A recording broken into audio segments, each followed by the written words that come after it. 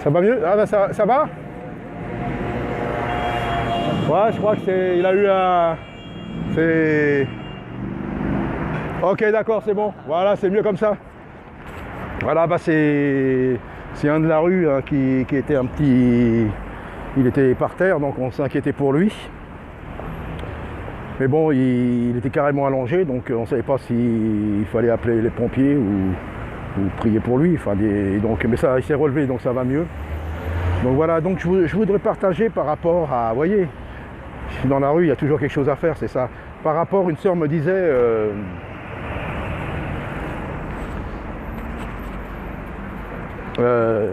c'est drôle, les chrétiens, mais ils comprennent rien. Alors excusez-moi, parce que je suis en train de chercher quelque chose en même temps. Elle me disait, c'est difficile, quoi, parce qu'à chaque fois on compte, hey, tu vas où? Tu vas dans quelle église? Alors certains ont tellement été formatés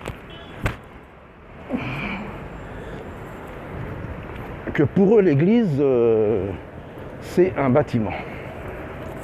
Ça c'est récurrent, quoi. C'est vraiment, faut aller à l'église.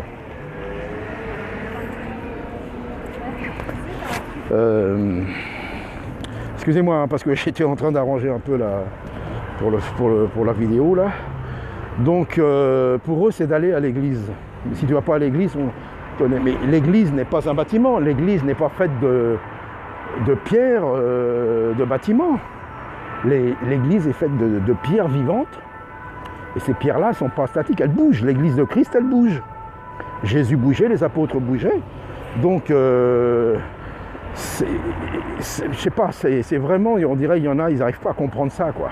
On a mis dans la tête qu'il fallait aller à l'église. Donc, dans la fin de l'épître aux Romains, Romains 16, verset 5, dans les salutations, donc, Paul dit bien de saluer Priscille et Aquila, c'est de saluer l'église qui est dans leur maison.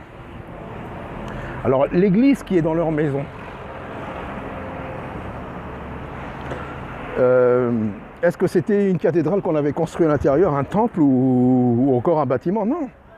L'église, c'est-à-dire de saluer l'église qui est dans leur maison, c'est-à-dire c'était un groupe de personnes, un groupe de croyants, et je vais insister là-dessus, sanctifiés, qui marchent vraiment selon la volonté du Seigneur et qui se réunissaient. Alors ils étaient 50, ils étaient 30, ils étaient... Je ne sais pas combien qu'ils pouvaient être. Hein. Ça n'a aucune importance. Et sur la porte de leur maison, il n'y avait pas marqué église Priscille et Aquilas ou église ceci, cela. Non. Ils se réunissaient là et ils devaient se réunir ailleurs. Et donc voilà.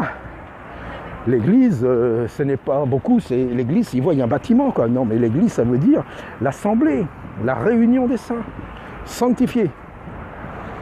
Et il n'y a aucune condamnation de ne pas aller dans ces églises-là, faites d'hommes, dirigées par les hommes, créées par les hommes. Il n'y a pas non plus de condamnation pour ceux qui y vont, hein. C'est pas ça, c'est le cœur qui compte. Mais il y a une condamnation, et ça je vais la lire dans 1 Corinthiens 6, verset 10. La condamnation, c'est ceux qui n'hériteront pas du royaume de Dieu. Alors ceux qui n'hériteront pas du royaume de Dieu, c'est ceux qui pratiquent la fornication, l'idolâtrie, l'adultère, les efféminés et homosexuels, hein, péché contre nature, voleurs, avares, ivrognes, médisants. Tous ceux-là n'hériteront pas le royaume de Dieu. Donc voilà, il faut être dans le royaume de Dieu, et pour être dans le royaume de Dieu, il faut ne pas pratiquer ces choses-là. Ça n'a rien à voir à aller à l'église. Quand on est dans l'église, je dirais dans l'assemblée, c'est ceux qui sont en dehors de toutes ces choses-là. Quand nous les pratiquons, nous ne sommes plus dans l'église. Même si nous allons dans un bâtiment, et beaucoup y vont, hein, même si nous allons dans un bâtiment écouter le beau pasteur avec sa belle sacoche et son beau costume, si nous pratiquons ces choses-là, nous ne sommes pas dans l'église. Parce que l'église, c'est le corps de Christ. C'est marqué, c'est pas moi qui l'invente. Donc voilà, donc c'est tout ce que je voulais dire, hein, voilà, hein, c'est simple. Donc voilà, donc c'est ces choses-là. Et je veux dire, ne pas aller à l'église dans les bâtiments, ça ne veut pas dire être oisif, ne plus rien faire. Ça veut dire être actif dans le royaume. Et là, on n'est pas cantonné à attendre un jour pour œuvrer, c'est tous les jours, 24 heures sur 24. Donc voilà, que Dieu vous bénisse, madame, le Seigneur Jésus vous appelle, madame, croyez en lui.